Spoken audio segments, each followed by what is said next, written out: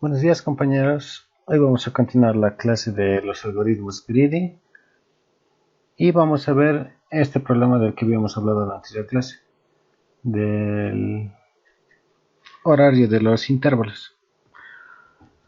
Bueno, ¿de qué se trata el problema? Aquí en la presentación nos dice lo siguiente. Dice que hay una cierta cantidad de trabajos, ¿no ve? Y cada trabajo, como en este caso, tiene su tiempo de inicio y su tiempo de fin. Todos los trabajos tienen esos dos parámetros. Y luego, ¿qué es lo que te dicen? Que tú tienes que seleccionar algunos de estos trabajos de tal forma que no hayan dos trabajos que ocurran en un mismo tiempo. Por ejemplo, si yo tomo el trabajo A, no puedo tomar el trabajo B, ya que hay una intersección en sus tiempos de duración. Pero sí puedo tomar el trabajo G. Ese sí puedo tomar, porque justo el trabajo G empieza después de que el trabajo A termina. Entonces eso es totalmente válido. También puedo tomar el trabajo A y el trabajo H. Luego, si no tomo el trabajo A, puedo tomar el trabajo B y el trabajo E y también el H. O sea que el B, E y H pueden formar parte de mi respuesta. ¿Y cuál es el problema? Que encontremos la máxima cantidad de trabajos que nosotros podemos tomar sin que esos trabajos se intersecten en algún punto. En este caso, ahorita, aparentemente la solución óptima es 3. Bueno, entonces vamos a ver algunos detalles, algunas ideas que podamos tener. Aquí dice lo siguiente, o sea, ¿qué pasa si es que nosotros tomamos como idea para poder resolver todo el problema aquellas tareas que empiezan más antes? Bueno, entonces veamos otra idea. ¿Qué pasa si nosotros vamos tomando los trabajos en función a su tiempo de finalización? Y siempre vamos a tomar aquel trabajo que termine más antes. Ahora, veamos esta otra. Veamos que aquí dice la siguiente idea. Que tomemos siempre aquellas tareas que tengan el intervalo más pequeño. Y luego hay una tercera idea más, pero primero nos vamos a concentrar en estas tres. Entonces, veamos algo. Aquí, ¿qué es lo que dice? Que hay un contraejemplo para la primera idea de que siempre tomemos aquella tarea que inicie más antes. Veamos que en este caso las tareas que nos dan son así. Aquí tenemos 4 tareas y una tarea grande. Y si nosotros tomamos la tarea que inicia más antes, tomaríamos la de abajo, ¿no ve? La de aquí. Pero si tomamos esta ya no podemos tomar ninguna de las otras. Pero nosotros a simple vista sabemos que la respuesta máxima para este caso es 4. Tomar estos 4 de aquí, ya que tomando esos 4 nosotros generamos la respuesta óptima. Y ninguno de esos intervalos se solapan o se chocan. Entonces este es un contraejemplo que desmiente la primera idea, que nos dice que si nosotros tomamos las tareas que inician más antes, entonces seríamos la solución óptima. ¿Se acuerdan que en la anterior clase yo les había mencionado que los algoritmos greedy se basan en qué? En que en cada punto nosotros tomemos la solución óptima según a cómo lo estamos resolviendo. Y no nos preocupamos por el futuro, ¿no ve? En este caso, fíjense, si nosotros suponemos que esta es la idea greedy, entonces tomaríamos esta, ¿no ve? Y estaríamos asegurando que no va a haber una respuesta mejor en el futuro. Pero estamos viendo que esa idea greedy para este caso no funciona. ¿Por qué? Porque hemos encontrado un contraejemplo. En la anterior clase también les había mencionado que un algoritmo greedy tiene que tener dos características, ¿no ve? Exacto. Pero también podemos caracterizar de que un algoritmo no es greedy si encontramos un contraejemplo. Si tenemos una idea, según nosotros, ¿no ve? Y esa idea parece que funciona, entonces se podría convertir en una idea greedy. se podría. Pero si encontramos un contraejemplo, entonces esa idea ya no es greedy. ¿Por qué? Porque no funciona, no trabaja para todos los casos. Ahora veamos para el siguiente, para el tiempo de finalización más temprano.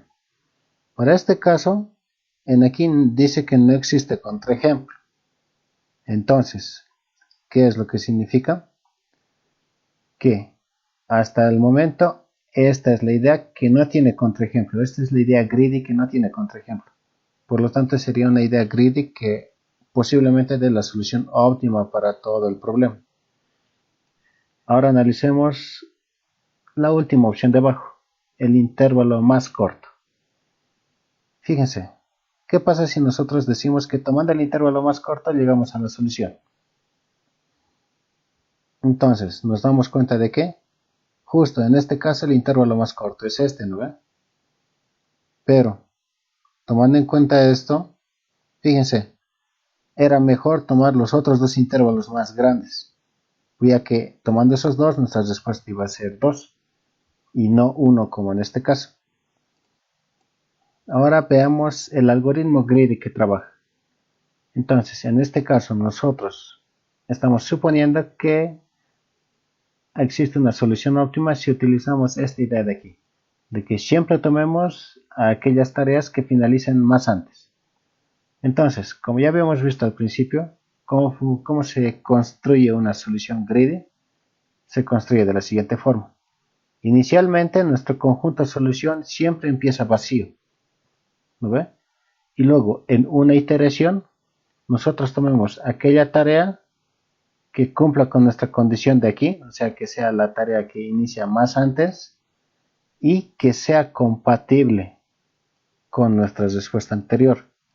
¿A qué nos referimos con que sea compatible? Que el trabajo que estemos analizando no choque con alguno de los trabajos que más antes ya habíamos tomado. A eso se refiere.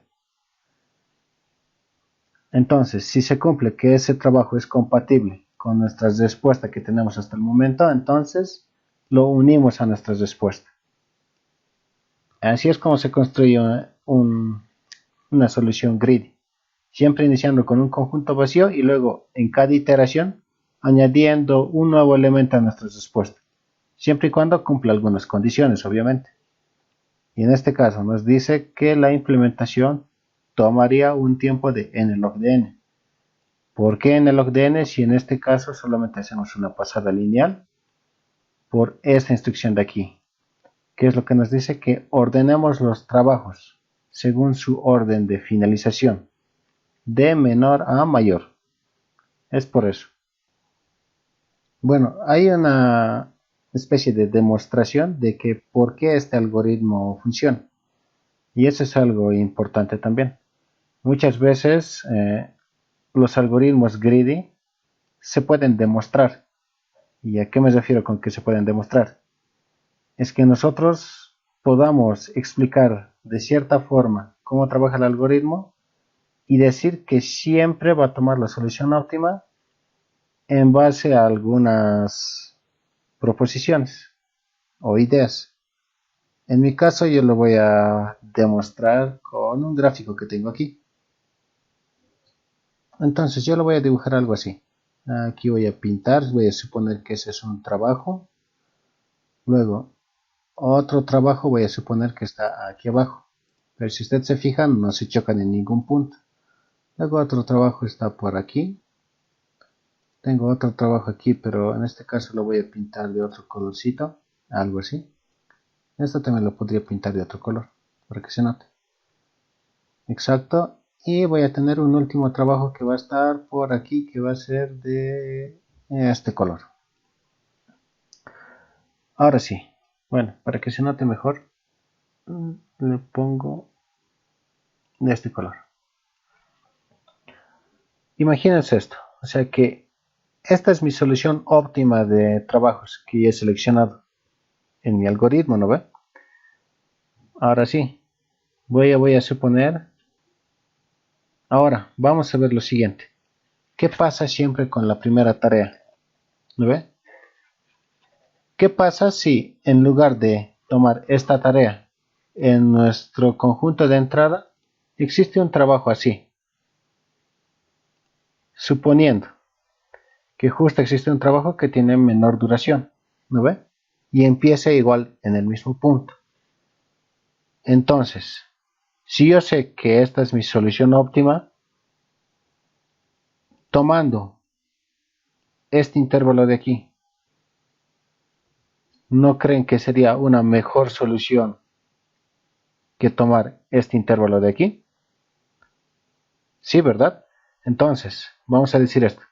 Si es que en nuestra solución óptima, el primer intervalo que nosotros tomamos no es el que tiene el menor tiempo de finalización, como es en este caso hay otro intervalo que tiene un menor tiempo de finalización, entonces nosotros podemos mejorar la solución.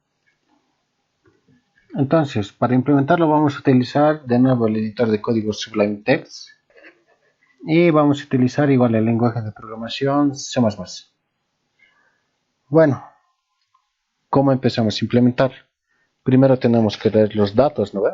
Entonces, la primera variable que vamos a leer va a ser un int n, que en este caso esta es la cantidad de intervalos que nosotros vamos a leer o que nos van a dar en el problema. Luego, como hemos visto en la anterior clase, si yo quiero guardar dos valores en una misma variable, entonces, ¿qué es lo que tengo que hacer? Definir un pair. En este caso, mi pair va a ser de dos enteros. Y en este caso, esto va a ser un vector de pairs de tamaño n. Entonces, para cada uno de los n trabajos, yo voy a tener su tiempo de inicio y su tiempo de finalización. ¿Listo?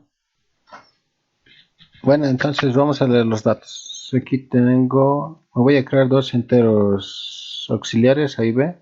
Y voy a hacer un ciclo para leer los datos de 1 hasta n. Exacto, voy a leer A y voy a leer B. Luego mi vector en la posición I en la parte first va a ser A. Y luego mi vector en la posición I en la parte second va a ser igual a B. Listo, con esto ya he leído los intervalos, donde aquí tengo el tiempo de inicio y aquí tengo el tiempo de final. Ahora, ¿qué es lo que teníamos que hacer? Aquí dice que primero tenemos que ordenar todos los trabajos en función de su tiempo de finalización. De tal forma que tengamos en la primera posición del vector aquel trabajo que finalice más antes. Luego el trabajo que finalice justo después y así. Hasta el último trabajo que sería el que finaliza más tarde. Entonces, ¿cómo hacemos eso? Ya tenemos los intervalos. ¿No ve? Tenemos que ordenar. Hacerle un sort. Pero hay un pequeño problema en este caso.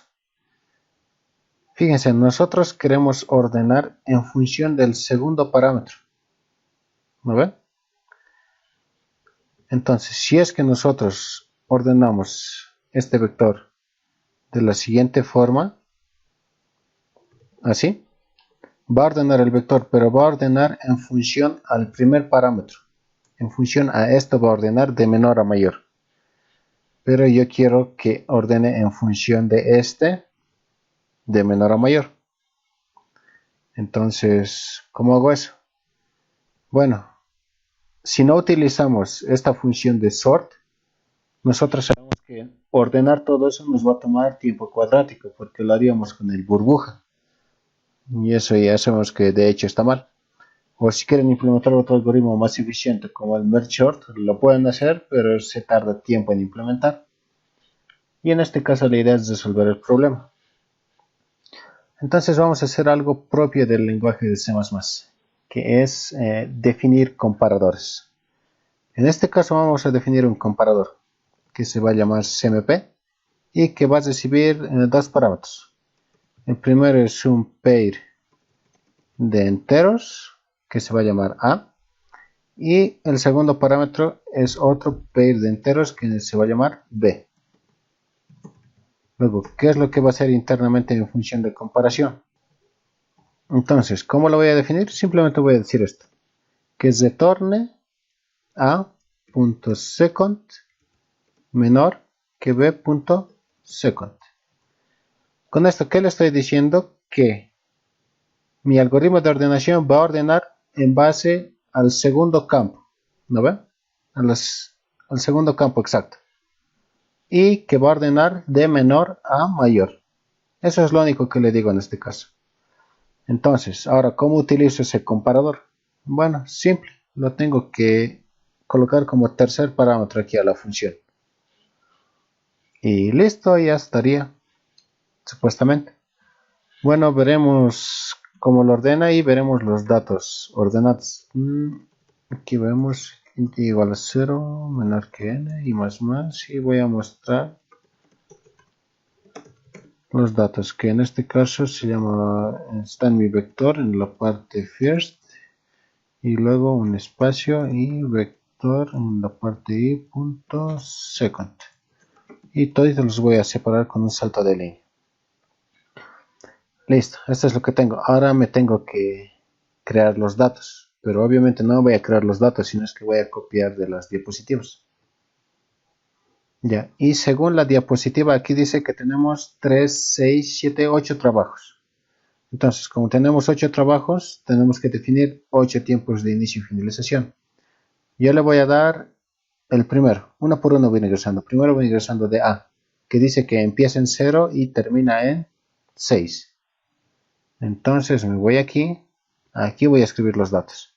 Tengo 8 datos, el primero empieza en 0 y termina en 6. Luego, el siguiente empieza en 1, termina en 4 y el siguiente empieza en 3, termina en 5. Empieza en 1, termina en 4, empieza en 3 y termina en 5. Luego el siguiente empieza en 3, termina en 8, empieza en 4, termina en 7. Empieza en 3, termina en 8 y empieza en 4 y termina en 7. Luego empieza en 5 y termina en 9, empieza en 6 y termina en 10. Empieza en 5 y termina en 9 y empieza en 6 y termina en 10. Y por último, empieza en 8 y termina en 11. Empieza en 8 y termina en 11. Listo, estos son los datos. Entonces esto va a ser lo que yo me voy a copiar. Listo, y voy a compilar y ejecutar el código. En este caso, mi programa se llama interval.cpp. Entonces lo compilamos haciendo g++ interval.cpp -o y a. Aquí nos va a salir si es que hemos cometido algún error. Nos va a decir aquí. No hemos cometido ningún error, así que todo está bien. Ejecutamos el código y pegamos los datos. Y si ustedes se fijan, ¿qué nos muestra aquí? Nos muestra estos mismos datos, pero ordenados de menor a mayor en función de ¿qué? De su segunda componente. ¿No ve? 4, 5, 6, 7, 8, 9, 10, 11. Los he ordenado toditos, pero en función de su segunda componente. Bueno, entonces ya está. Ojo que aquí en la entrada le hemos dado todo desordenado. ¿Lo ve? Pero aquí nos muestra que lo ordena todo. Entonces significa que nuestro comparador funciona bien. Listo. Ahora sí, procederemos a construir la solución greedy. Entonces, ¿cómo construimos la solución greedy? Vamos a hacer lo siguiente. La solución consta de ¿qué? De varios intervalos. No solamente consta de un solo intervalo, consta de varios. Entonces, por eso vamos a hacer lo siguiente. Nos vamos a declarar un vector dinámico. Esto de aquí es la declaración de un vector dinámico. Así. Le voy a decir que sea un vector dinámico que almacene este tipo de dato, que es un pair. Y este mi vector yo le voy a llamar ans, de respuesta en inglés. Y el chiste de los vectores dinámicos es que no necesariamente necesita asignarle un tamaño, como es en este caso. Este es un vector estático, ¿no ve? Porque ya lo hemos visto así desde programación 1. Pero lo que estoy definiendo aquí es un vector dinámico que almacena pairs de enteros.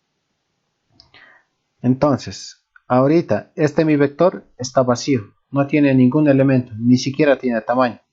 Entonces, en este vector nosotros vamos a ir añadiendo los intervalos que van a pertenecer a nuestra solución. Es decir, que este sería nuestro conjunto vacío, el que hemos visto en el algoritmo. El que hemos visto aquí. Fíjense, nuestro conjunto empieza en vacío y luego voy añadiendo. Y como es un vector dinámico, entonces su tamaño puede cambiar durante toda la ejecución del programa. Por lo tanto, nos sirve justo para poder implementar este algoritmo de aquí, ya que solamente voy a insertar datos cuando se cumplen las condiciones. ¿No ve? Y el tamaño se va a ir ajustando a la cantidad de datos que yo voy insertando automáticamente. Entonces, por lo tanto, esta es nuestra solución vacía y voy a iniciar con el algoritmo. Esto de aquí lo voy a comentar y listo. Ahora sí, ¿qué es lo que necesitamos tener pero como una variable de apoyo? Fíjense esto. Ahorita, para este caso, el primero que tendría que tomar sería el B, ¿no ve? Listo. ¿Cuál es el siguiente? El C. Pero ¿cómo sé que no puedo tomar el C? En este caso nosotros a simple vista sabemos que no podemos tomar el C, ¿no ve? Porque justo su tiempo de finalización de mi trabajo B choca con el tiempo de inicio, ¿no ve? O sea, se chocan en un punto. Esa es la forma en la que yo puedo saber que no puedo meter el C. Pero ahora, esto nosotros lo vemos a simple vista, pero ¿cómo le decimos al programa que haga eso?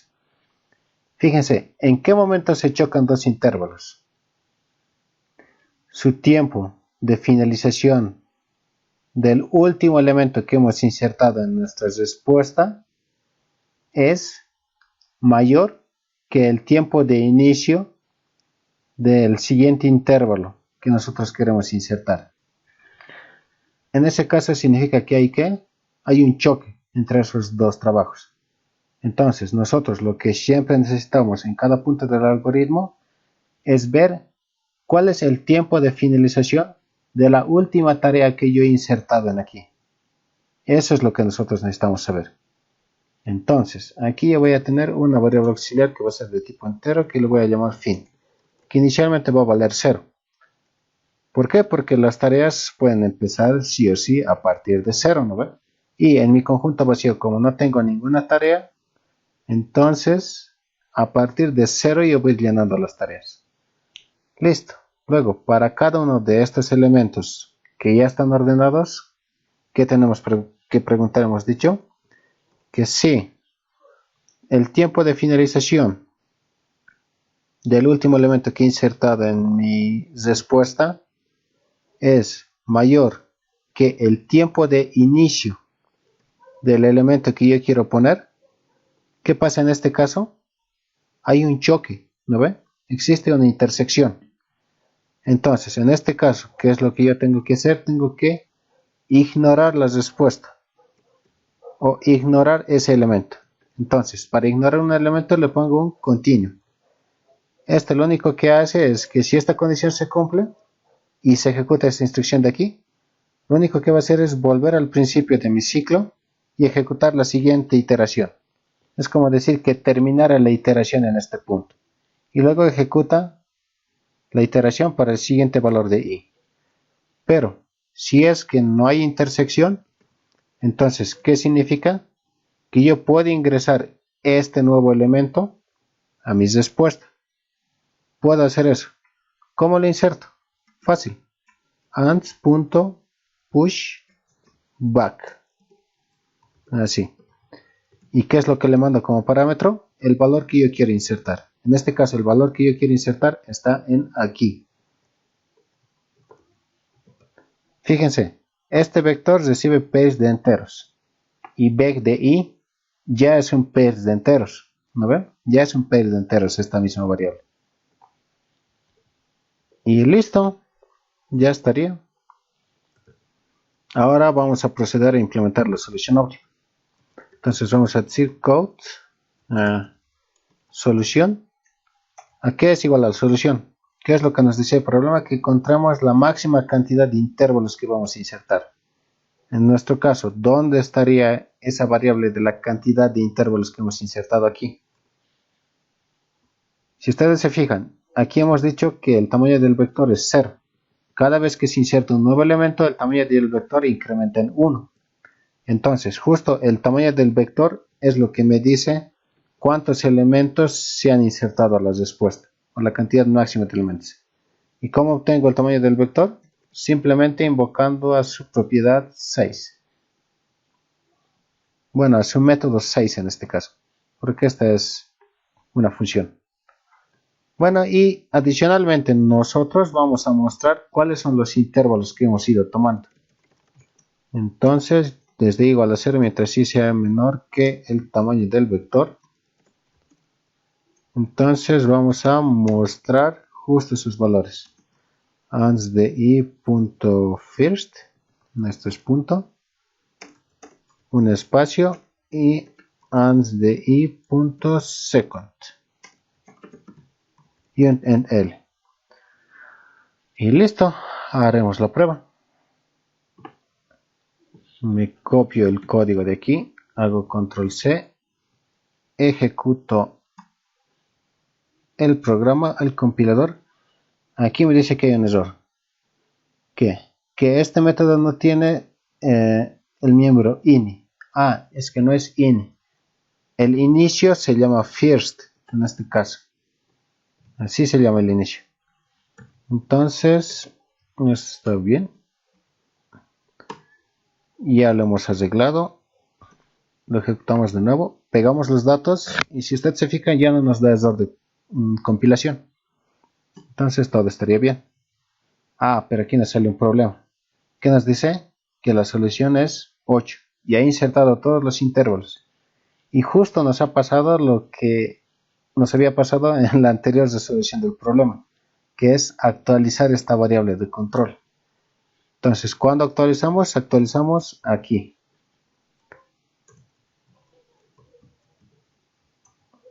Aquí actualizamos. Les decimos que fin es igual al tiempo de finalización del último elemento que hemos insertado en nuestra respuesta. Y el tiempo de finalización del último elemento que hemos insertado en nuestra respuesta está en vec_de_i en second. Listo, ejecutamos de nuevo, pegamos la entrada y nos dice que la solución óptima es 3 y justo toma estos 3 intervalos. Compararemos. El primer intervalo que toma dice de 1 al 4. Está bien, del 1 al 4 es el B. El siguiente intervalo que tomamos es del 4 al 7. Del 4 al 7 es el E. Está todo bien. Y el último intervalo que tomamos es del 8 al 11.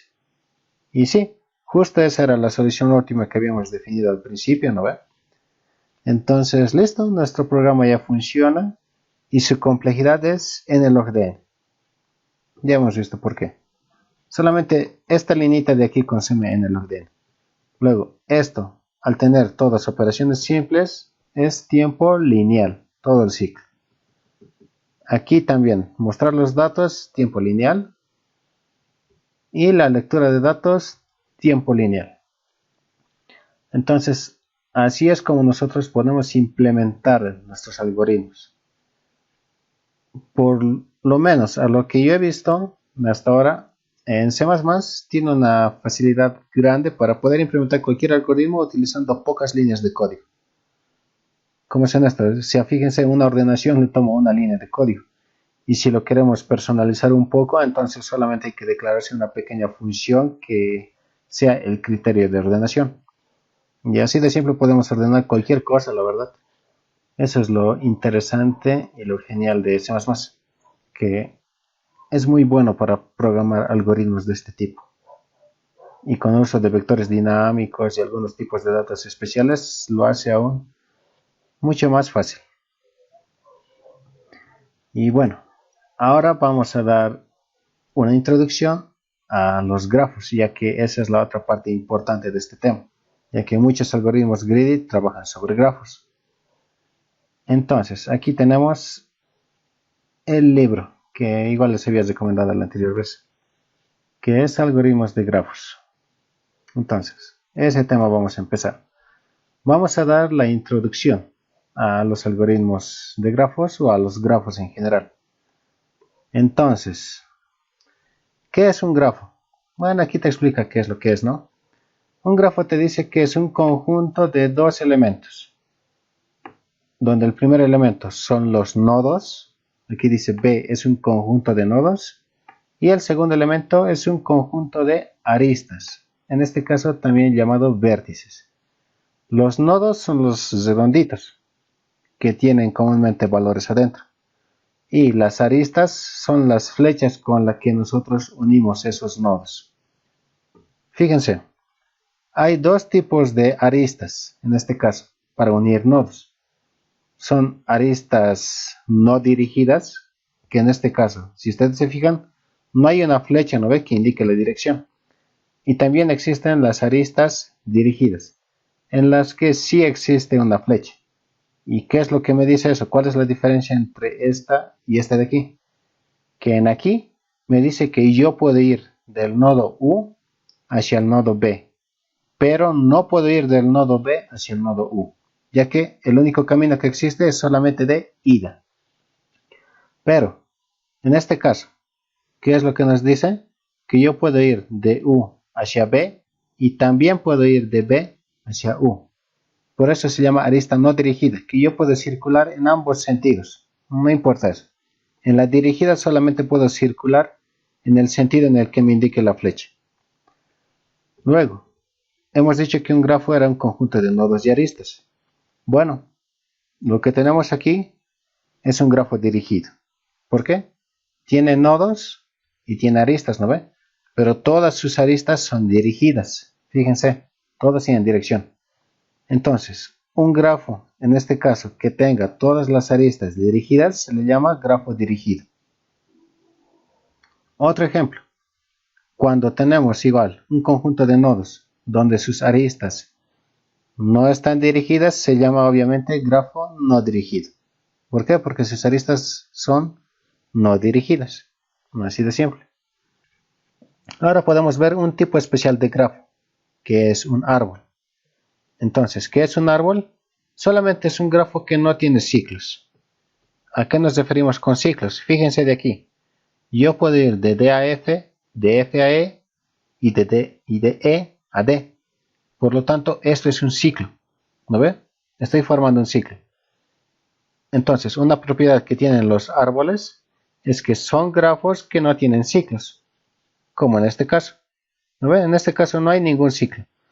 Yo puedo ir de A a B, de C y D, pero no hay ninguna forma de llegar de C a A de nuevo. ¿No ve? No hay otro camino alterno. En este caso sí hay. ¿No ve? Es como su nombre lo dice, se tiene que formar un ciclo. En este caso no hay ciclos. Por eso este grafo se le considera un árbol. Luego, algunos tipos especiales de grafos o de aristas. Las aristas también pueden conectarse hacia el mismo nodo, de esta forma de aquí. Puede pasar eso. También puede haber varias aristas entre dos pares de nodos, como es este caso.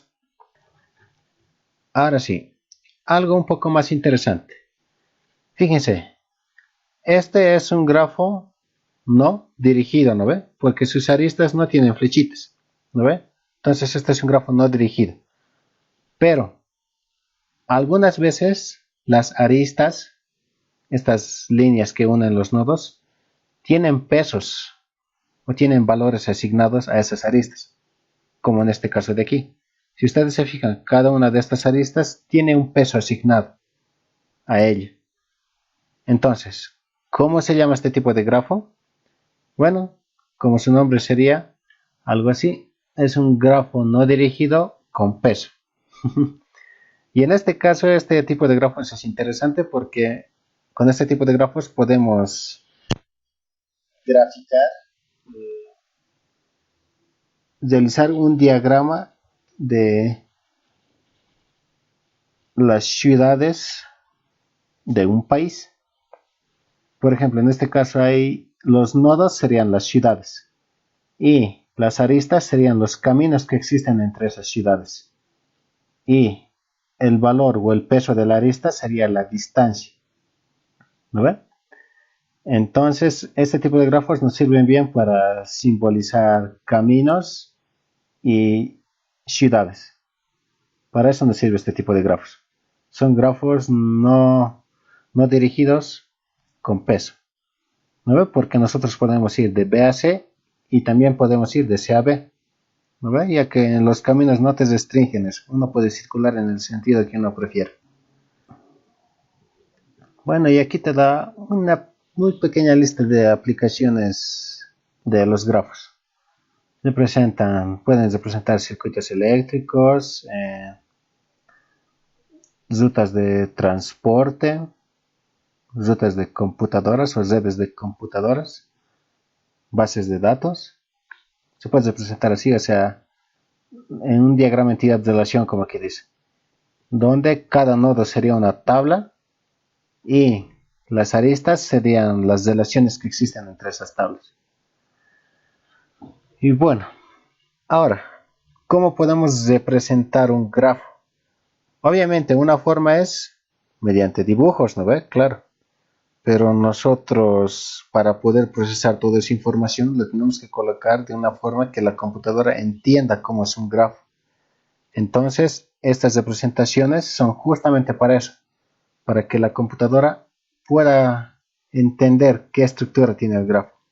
O mejor dicho, para que nosotros podamos guardar un grafo en la computadora.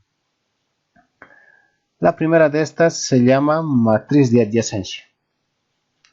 ¿Cómo funciona? Funciona de la siguiente manera. Vamos a tener una fila para cada nodo de nuestro grafo. En este caso tenemos 4 nodos, ¿no ven? Entonces vamos a tener 4 filas. Luego, también vamos a tener una columna para cada nodo de este grafo. Entonces, la matriz de adyacencia, como su nombre lo dice, en este caso sería una matriz cuadrada siempre. ¿Por qué? Porque tiene la misma cantidad de filas y la misma cantidad de columnas. Y esa cantidad es igual a la cantidad de nodos que hay en el grafo. Listo. Ahora sí. ¿Cómo representamos las aristas? Ya que ya habríamos representado los nodos, ¿no ve? Con la cantidad de filas y columnas. Entonces, yo digo que hay una arista de A hacia D si en mi matriz, en la fila A y columna D, existe un 1. Entonces, en aquí estoy diciendo que hay un camino, que hay una arista, mejor dicho, que va de A hacia D. Ahora, fíjense aquí. ¿Habrá un camino que vaya de A a C? Según esta matriz dice que no. Y si ustedes se fijan, no hay un camino que va de A a C. ¿No ve? Hay un camino que va de C a A. Eso es distinto, ¿no ve? Pero como este es un grafo dirigido, entonces no hay un camino que vaya, o bueno, no hay una arista que vaya de A a C.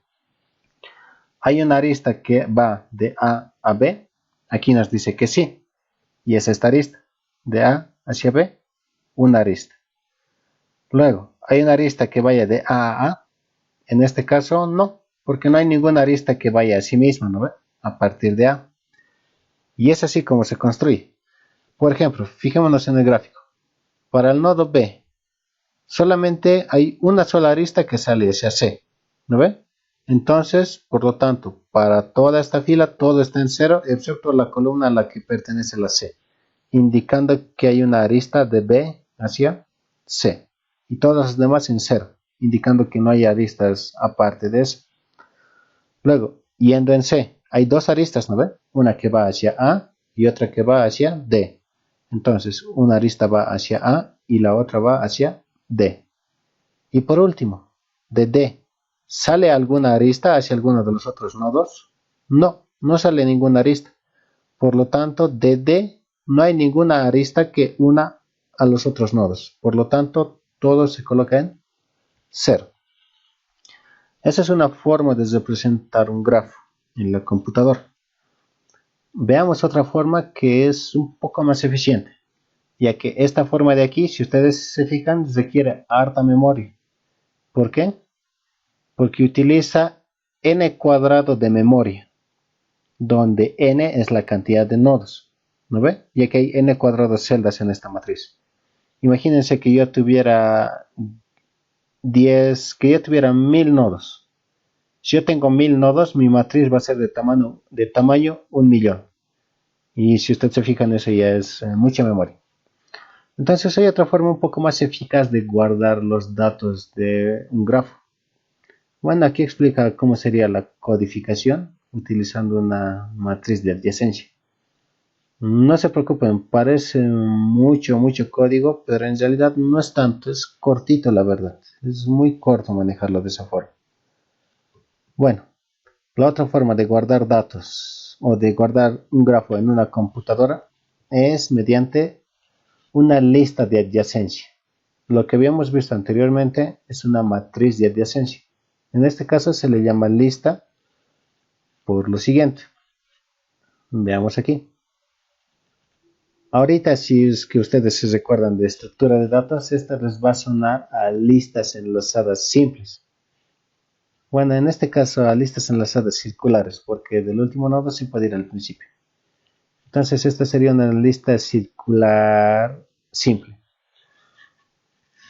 Tal vez ustedes ya se empiezan a asustar pensando de que, uy, no, qué difícil es manejar grafos, ya que tenemos que codificar una lista enlazada simple para cada nodo y todo eso.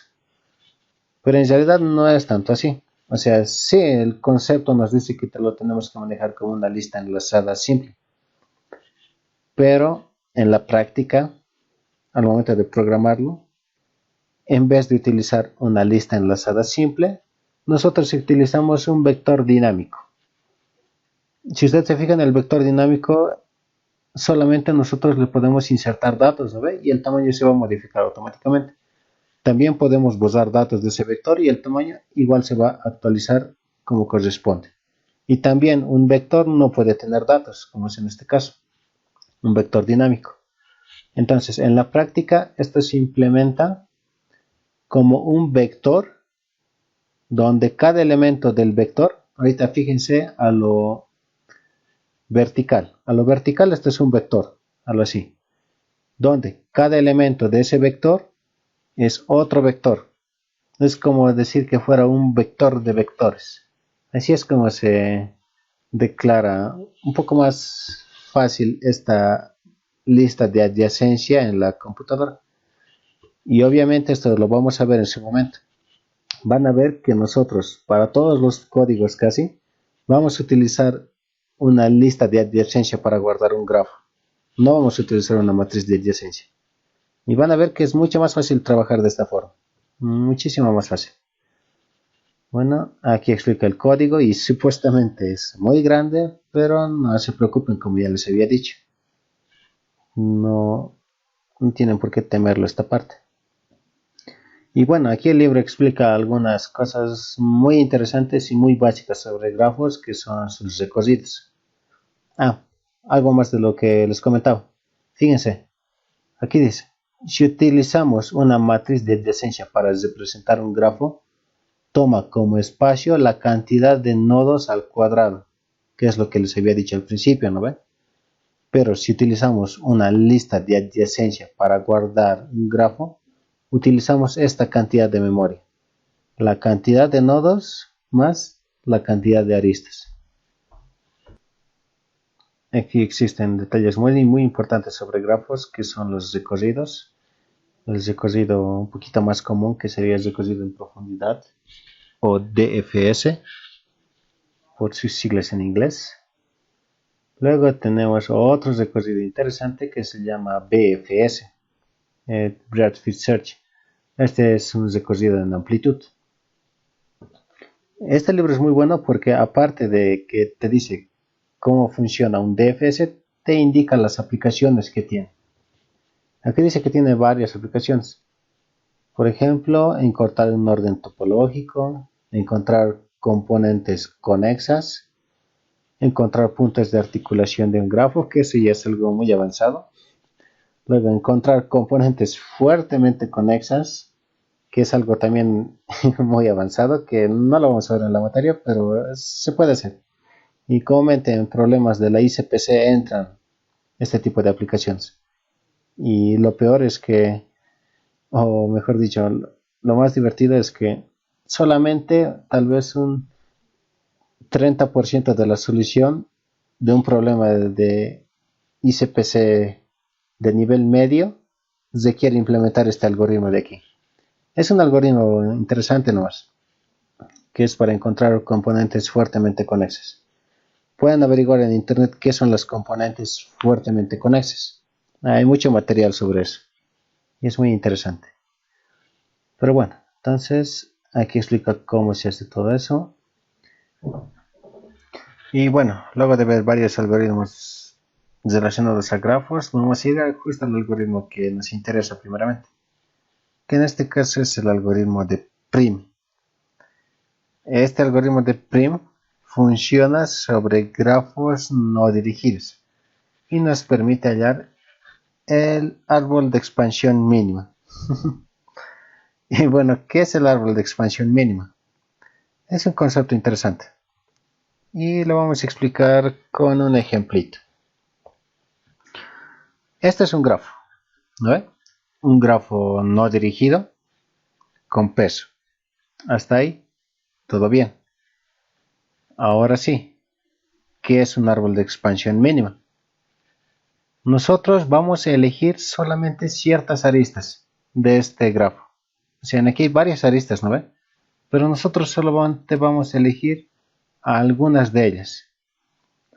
De tal forma que seleccionando esa cantidad de aristas, nosotros podemos ir de un nodo hacia cualquier otro. Me explico. Por ejemplo, este es el grafo. Y aquí ahí explica cómo hallar el árbol de expansión mínimo, paso a paso. Pero lo que nosotros nos vamos a fijar es la respuesta. Para que se note mejor lo voy a ampliar. Ahorita, esas aristas que van a formar el árbol de expansión mínima son las aristas que están punteadas. Todas esas aristas que están punteadas forman mi árbol de expansión mínima. Fíjense, yo puedo ir de G a cualquiera de los otros nodos en mi grafo solamente utilizando esas aristas que están punteadas. Puedo ir de G a E, de G a C. Obviamente no puedo ir directamente, ¿no? Sino que tengo que ir primero a E y luego de 100 puedo ir a C.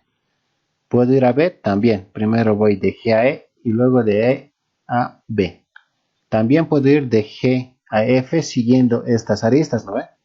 Voy por aquí, voy a E, voy a B, voy a A, voy a D y voy a F. Esa es la propiedad de que sí o sí nosotros podemos ir de un nodo hacia otro nodo sin ningún problema, siempre utilizando las aristas punteadas. Esa es la primera condición. Luego, la segunda condición es que la suma de los pesos de todas estas aristas sea mínima. Ese es un árbol de expansión mínima. Y como otra restricción también es que esas aristas punteadas no formen ciclos. Por eso es que se llama árbol de expansión. Al principio nosotros habíamos visto que un árbol es un grafo que no tiene ciclos, ¿no ve? Entonces, lo que nosotros estamos buscando es un árbol de expansión mínima, ¿no ve? Por lo tanto, no tiene que tener ciclos y nosotros tenemos que poder ir de un nodo cualquiera hacia cualquier otro nodo utilizando esas aristas y además la suma de los pesos de todas esas aristas tiene que ser mínima. Entonces, cada palabra de árbol de expansión mínima tiene su significado, que es justo lo que estamos buscando. Bueno, nosotros vamos a ver el algoritmo de Prim que soluciona este problema. También existe otro algoritmo, que es el de Kruskal, pero ese lo vamos a explicar en una clase posterior. Ahora solamente vamos a ver el algoritmo de Prim. Y veamos cómo funciona, y la verdad es muy interesante y muy atractivo. Bueno, vamos a empezar. Aquí nos dice algoritmo de Prim. Bueno, esta lo he sacado de una presentación que está en inglés porque tenía nomás buenos dibujos. Entonces, paso cero o paso inicial. ¿Qué es lo que tenemos? Tenemos solamente el grafo, ¿no ve? Esto es un grafo que no dirigido y tiene pesos también. ¿No ve? Cada uno tiene pesos. Exacto, entonces de este grafo nosotros vamos a sacar su árbol de expansión mínimo. Entonces, ¿qué se hace en el paso cero? Se selecciona un nodo cualquiera de este grafo. No importa que sea A, puede ser D, puede ser G, puede ser E, puede ser F, puede ser C. Puede ser cualquier nodo, no importa eso. La cosa es que solamente seleccionemos un solo nodo. Esto es en el paso cero. Entonces, eso lo vamos a escribir en esta tablita de aquí. Entonces, en el paso cero no tomamos ninguna arista. ¿No ven? No estamos tomando ninguna arista. ¿Y qué es lo que tenemos aquí? ¿Qué es lo que nos dice? Componentes conexas. Entonces, ¿qué es una componente conexa? Es solamente un conjunto de nodos que están unidos por aristas y se puede ir de un nodo hacia cualquier otro nodo. Que un grafo es conexo si existe una ruta entre cualesquiera dos nodos de ese grafo. ¿Y qué es una ruta? Una ruta es un camino, como este de aquí. Yo puedo ir de aquí a aquí, del 1 al 3, del 3 al 4 y del 4 al 5. Entonces, en este caso yo digo que hay una ruta que va de 1 a 5. Ojo, vean la diferencia. Esto es una ruta. Pero tomar un solo caminito así es una arista. Entonces, yo ahorita de aquí puedo decir que existe una ruta entre 1 y 5. Pero también puedo decir que no hay una arista de 1 hacia 5, ¿no ve? Porque no hay una línea que nos une así directamente, sino hay una ruta. Entonces, para este caso, no existe una arista entre 1 y 5, pero sí existe una ruta para poder llegar a 5. Eso tomen en cuenta como una buena diferencia. Entonces, ¿qué es un grafo conexo? Habíamos dicho que es un grafo en el que se puede ir de un nodo hacia cualquier otro nodo. Veamos esto. Veamos este grafo de aquí, este que está formado por estos 4 nodos. Yo puedo ir de uno hacia cualquiera de los otros nodos, ¿no ve? Ya sea, o sea, existe una ruta que me lleva desde uno hacia cualquiera de los otros nodos, tranquilamente. Y lo mismo, existe una ruta a partir de 2 que me lleva a cualquiera de los otros nodos. Entonces esta es una componente conexa, esto de aquí. Pero ¿qué pasa en este grafo de aquí que está formado por los nodos 1, 2, 3 y 4? Fíjense, yo puedo ir de 1 a 2, de 1 a 3, ¿no ves? De 3 puedo ir a 1 y a 2, o sea, todo eso está bien. Pero yo no puedo ir de 1 a 4, ¿no ven? No hay un camino que me lleve. No hay manera posible de llegar a 4, ¿no ven? Entonces, este grafo de aquí formado por estos 4 nodos no es una componente conexa. Aquí veamos otro ejemplo, que dice, este grafo tiene 3 componentes. Todo esto es el grafo. O sea, el grafo no siempre tiene que estar conectado en sí. Puede estar desconectado como en este caso.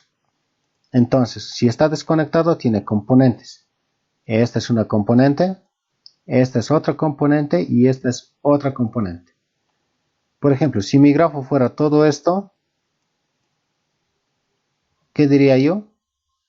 Que este grafo tiene una sola componente, ¿no? Porque todos sus nodos están unidos. Pero viéndole de nuevo este grafo de aquí, digo que tiene 3 componentes. Entonces eso es lo que nosotros anotamos aquí. ¿Cuáles son las componentes conexas que tenemos hasta este punto, hasta el paso 0? Bueno, veamos nuestro gráfico. Inicialmente tenemos esto, ¿no ve? Y siempre vamos a suponer que para el algoritmo de Prim solamente vamos a tomar en cuenta aquellas aristas que vamos a utilizar. ¿Cuándo utilizamos una arista? Cuando la remarcamos, por así decirlo. Si es que una arista no está remarcada, para nosotros es como si no existiera. Es así como funciona. Entonces, fíjense, inicialmente este es nuestro grafo. En el paso 0 hemos dicho que seleccionamos un nodo cualquiera, ¿no ven? Exacto. Hasta ahorita solamente hemos seleccionado este otro nodo. Por lo tanto, todas estas aristas, ¿no ven? Todo lo demás, vamos a suponer que no existe, que está en blanco. Entonces, ¿cuántas componentes conexas existen? Solamente una, ¿no ven? Y esa componente conexa contiene únicamente al nodo A. Entonces, el nodo A está en esa componente, en el paso 0. Es como decir que ese nodo estuviera solito en el espacio. Una vez que seleccionamos un nodo cualquiera, vamos a anotarnos las aristas que salen de este nodo. En este caso salen dos aristas, ¿no ve? Esta de aquí y esta de aquí. Entonces eso es lo que nosotros nos vamos a anotar. La arista 4 y la arista 8. ¿Dónde nos anotamos? Nos anotamos aquí abajo. Entonces, ¿cuál es la arista 4 y la arista 8? Fíjense, la arista que va de A hacia B, que va de A hacia B con peso 4. Listo. Esa es la primera arista que sale de aquí, ¿no ve? ¿Cuál es la otra arista? Esta de aquí abajo, que va de A hacia C y con peso 8. Entonces, la arista es que va de A hacia C con peso 8. Entonces, luego de haber seleccionado este nodo de aquí, obtengo estas dos aristas. Eso es lo que tengo. Luego, ¿cuál es mi siguiente paso? Lo vamos a ver aquí. De todas estas aristas que yo tengo en aquí, yo voy a seleccionar la de menor peso. Eso es lo que vamos a hacer. ¿Cuál es la arista de menor peso que he anotado aquí? Es esta de aquí, ¿no ve? Que va de A hacia B. Entonces voy a tomar la arista que va de A hacia B. En este caso solamente me anoto los pesos para saber cuál arista tiene menor peso que otra. Pero aquí en la tablita únicamente voy a anotar los nodos que estoy uniendo. Tomo esta arista de 4, ¿no ve? Entonces esta arista lo estoy tomando como parte de mi respuesta. Recordemos que en un algoritmo greedy nosotros construimos la respuesta paso a paso. Y en nuestro caso nuestra respuesta va a ser un conjunto de aristas. Entonces, esta arista pertenece a nuestra respuesta. ¿Y qué ha pasado? Que el nodo A se ha conectado con el nodo B, ¿no ve? Por lo tanto, ¿qué significa? Que A y B forman una componente conexa, ¿no ve? Porque están conectados esos dos nodos. Entonces, aquí en componentes conexas vamos a decir que existe una sola componente que conecta los nodos A y B. Así. En este caso solamente el nodo A estaba conectado en ese componente, pero ahora A y B ya están conectados. Ahora, ¿qué pasa cuando nosotros añadimos un nuevo nodo a nuestro componente conexa? Lo mismo que en el anterior caso. Vamos a añadir todas las aristas que salgan del nuevo nodo que hemos insertado. En este caso hemos insertado B, ¿no ve? Entonces yo tengo que insertar en mi lista de aristas todas estas aristas que salen de B. Vamos a anotarlas una por una. Primero la arista que va de B a C con peso de 9. Entonces, la arista que va de B hacia C con peso de 9. Listo. Luego la arista que va de B a D con peso de 8. Entonces, que va de B hacia D con peso de 8. Luego la arista que va de B hacia E. Esto es una E por si acaso. Que va de B hacia E con peso de 10. Entonces que va de B hacia E con peso de 10. Listo. Pero ojo, esta arista de aquí ya la hemos utilizado, ¿no ve? Por lo tanto yo lo voy a pintar de verde. Bueno, para que se note mejor, la voy a pintar de azul, así, para decirnos que esta arista yo ya la he utilizado y por lo tanto no la tengo que volver a tomar en cuenta. Una vez que ya hayamos insertado todas las aristas de ese nuevo nodo, ¿qué tenemos que hacer? De nuevo, buscar la menor arista en todo este conjunto de aristas que no hemos utilizado. En este caso hay un choque, ¿no ve? A y C con peso de 8 y B y D con peso de 8. Tomamos cualquiera, no importa eso. Entonces, podemos tomar cualquiera. Yo voy a elegir B y D. Entonces, esta la pinto de azul. Pero antes de pintarlo de azul, voy a ver lo siguiente. Entonces, ahorita supuestamente estaría añadiendo la arista que va de B a D con peso de 8. Entonces sería esta arista de aquí. ¿Qué es lo que pasa? Que se une con este D de aquí, ¿no ven? Exacto. Y entonces se forma una nueva componente conexa. ¿No ve? Entonces, está bien. Podemos añadir esta arista de peso de 8 sin ningún problema. Vamos a ver que más adelante tal vez nos aparezca algún problema al querer añadir. Por eso es que no se añade directamente. Primero se tiene que ver siempre el gráfico. Entonces añadimos la arista que va de B a D con peso de 8. B a D con peso de 8, listo. Y entonces en este segundo paso he añadido esa arista que va de B hacia D. Entonces, ¿cuál es mi componente conexa? Está formada por estos tres nodos, ¿no ve? A, B y D. Entonces, la componente es A, B y D. Listo. Ahora, ¿qué es lo que tenemos que hacer? Añadimos todas las aristas del último nodo que hemos insertado. En este caso, D. Entonces, nos vamos aquí. Vamos a insertar primero esta arista que va de D a C. De D a C con peso de 2. Entonces, de D hacia C con peso de 2. Luego, la otra arista va de D a F con peso de 9. Va de D hacia F con peso de 9. Luego la otra arista va de D hacia E con peso de 7. Entonces va de D hacia E con peso de 7. Listo. Hasta ahorita solamente hemos utilizado estas dos aristas. Por lo tanto, vamos a buscar la arista que tiene menor peso de todas las que están en negro. Entonces, ¿cuál es la que tiene menor peso? Es esta de aquí, ¿no ve? De D a C. Entonces, veamos en el gráfico. Sería esta arista, de D a C. Vemos, bajamos y justo añadimos esa arista al grafo. Por lo tanto, la nueva arista que añadimos es de ¿qué? De D hacia C. En este paso va a ser el paso 3. ¿Y cuántos nodos van a estar en mi componente conexa? A, B, D y C.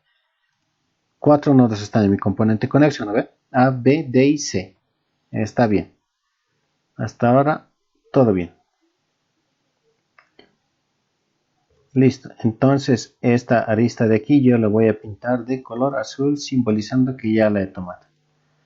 Listo. Como hemos insertado el nodo C, ¿qué es lo que tengo que hacer? Tengo que insertar todas las aristas que salen de C. Pero fíjense, trataremos de insertar esta arista de peso 8, que va de C hacia A con peso 8. Pero esa arista ya existe aquí, ¿no ve? Porque la arista de A a C es la misma arista que va de C hacia A con peso de 8. Entonces no lo volvemos a insertar de nuevo. Luego, la siguiente arista, que va de C hacia B con peso de 9. También ya existe, ¿no ve? Va de C a B con peso de 9. No lo insertamos. Siguiente arista, va de C a D con peso de 2. Entonces, va de C a D con peso de 2. Esa arista ya la hemos insertado, ¿no ve? Ya la hemos tomado, por lo tanto no lo volvemos a insertar de nuevo. Siguiente arista, va de C hacia F con peso de 1. Esta arista sí insertamos, porque esta arista no está en aquí, ¿no ven? Entonces, de C hacia F con peso de 1. Listo. Ahora sí, de todas las aristas que están en negro, tomamos lo que tiene menor peso. Que en este caso obviamente se ve que es esta arista de aquí, ¿no? Que va de C a F con peso de 1.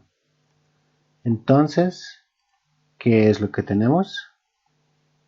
Unimos esas dos aristas, de C a F con peso de 1. Entonces, yo voy a copiarme esto de aquí. La nueva componente tendría el nodo F.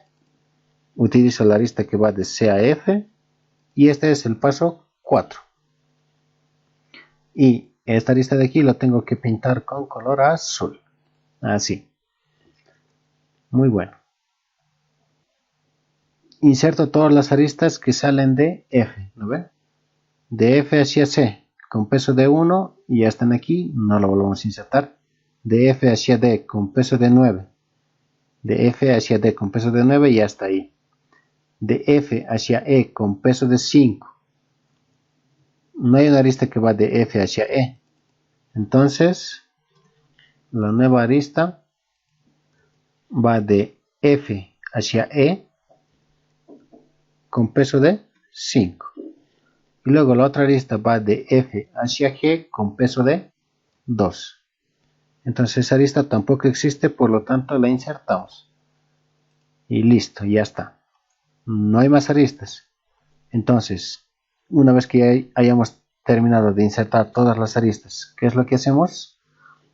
Buscamos la menor de todas las aristas de color negro, que en este caso es esta, que va de F a G con peso de 2. Entonces, tomamos esta arista y si tomamos esa arista, nuestro grafo ahorita es así. ¿No ven? De F a G con peso de 2. Entonces, tomo esta arista de aquí y aquí la anoto. De F a G con peso de 2. Y esa arista, bueno, la nueva componente conexa incluye al nodo G. Este es el paso 5. Ahora, como hemos insertado G a la componente, insertamos todas las aristas que salen de G. De G a F con peso 2 y ya hemos visto que ya estaba, ¿no? Ese sería ahí. Otra de G a E con peso de 6. Esa arista no está aquí, por lo tanto la insertamos. De G hacia E con peso de 6. Pero esta tiene que estar en color negro. Exacto. ¿No hay otra arista? No hay otra arista más a insertar. Entonces, de todas las aristas de color negro, buscamos la que tiene menor peso. ¿Y cuál es? Es esta de aquí, la que va de E hacia F con peso de 5. Entonces, de E hacia F con peso de 5. Esa arista insertamos. Y listo. Nuestra componente va a crecer en una unidad. Exacto. La arista que hemos insertado es la que va de F a E con peso de 5. Y luego, este es el paso 6. Exactamente así. Está muy bien. Perdón. Esto no tiene que estar aquí. Así. Listo. Entonces, el último nodo que hemos insertado es el nodo E. Pero en este punto se detiene el algoritmo. ¿Por qué? Porque todos mis nodos ya pertenecen a una misma componente conexa. ¿No ve? Cuando todos los nodos ya estén en la componente conexa, significa que ahí finaliza mi algoritmo. No puedo agregar más aristas y ya no es necesario. ¿Por qué? Porque ya puedo ir desde cualquier nodo de esta componente conexa hacia cualquier otro, solamente utilizando las aristas que hemos seleccionado. Solamente esas. Y así es como funciona el algoritmo de Prim. Solo que en este caso hay un detalle muy importante. Y es el siguiente. imagínense esto. Vamos a retroceder en el tiempo y vamos a ir aquí, en este punto. Entonces, fíjense en aquí. La arista que hemos tomado para el siguiente paso era esta, ¿no ve? La que va de C a F. Exacto. Pero veamos un caso en el que justo este valor de aquí, en lugar de ser 8, ¿qué hubiera pasado si hubiera valido 0? Entonces, de todas las aristas disponibles, ¿no ve? Que era esta de aquí. Como esta tiene un valor de 0, ¿qué es lo que nos dice el algoritmo? Que insertemos esa arista, ¿no ve? Que la insertemos aquí. Pero, ¿qué pasa si insertamos esta arista a este grafo? Se va a formar un ciclo, ¿no ve? Un ciclo se va a formar. Y hemos dicho que un árbol no tiene ciclos. Entonces, ¿qué sacamos como conclusión? Que si en algún paso del algoritmo de Prim la arista que tenemos que añadir forma un ciclo, ¿no ve? Si la arista óptima en ese punto forma un ciclo, entonces solamente tenemos que descartar esa arista. Nada más. Es como decir que ya no la tomaríamos en cuenta. Ni ahora ni en un futuro. Ya no se tomaría en cuenta. Es lo único que tenemos que hacer y es la única restricción que existe para este caso. Y la vuelvo a repetir. Si es que alguna arista que estamos seleccionando de manera óptima forma un ciclo con las aristas que yo ya he insertado anteriormente, ¿no ve?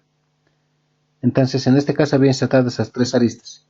Si yo justo inserto esta otra arista, se va a formar un ciclo con esas aristas que yo he seleccionado. Entonces, como se forma un ciclo con esas aristas, no puedo tomar este valor que quería tomar. Por lo tanto, esa arista yo la voy a descartar. Solamente la voy a descartar o la voy a borrar. Pero el detalle es que no la voy a utilizar para nada. Solamente es recalcar eso. Y cuando nosotros descartamos una arista, por así decirlo, que en este caso hubiera sido este de aquí, ¿no ve? Que va de A a C. De A a C. Si este hubiera tenido peso 0, hemos visto que si le insertamos al grafo, se forma un ciclo, ¿no ve? Con las aristas seleccionadas. Entonces, ¿cómo descartamos esa arista? Simplemente nosotros la tachamos o la pintamos de rojo.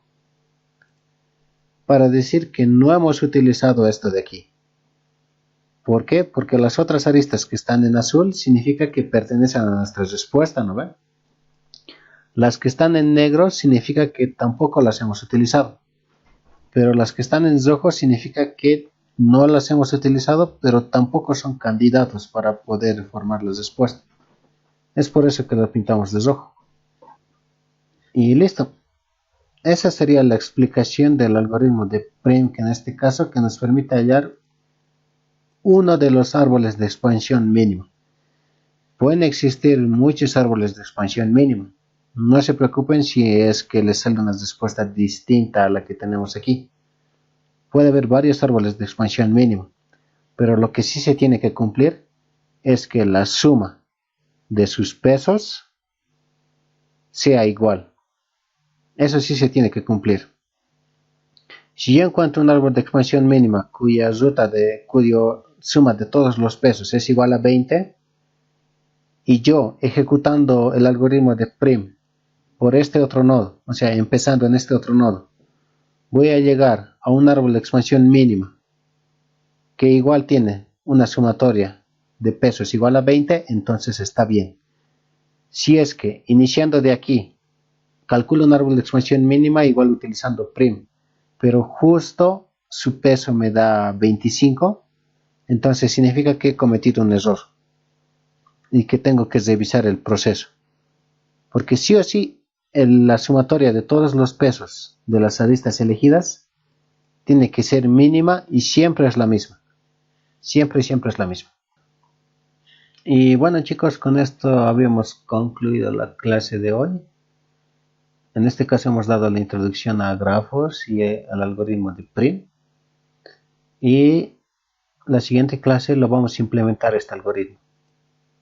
E igual en C++. Vamos a implementarlo y vamos a utilizar alguna que otra estructura de datos interesante para implementarlo de forma eficiente. Bueno chicos, eso sería todo por hoy día y nos vemos la siguiente semana.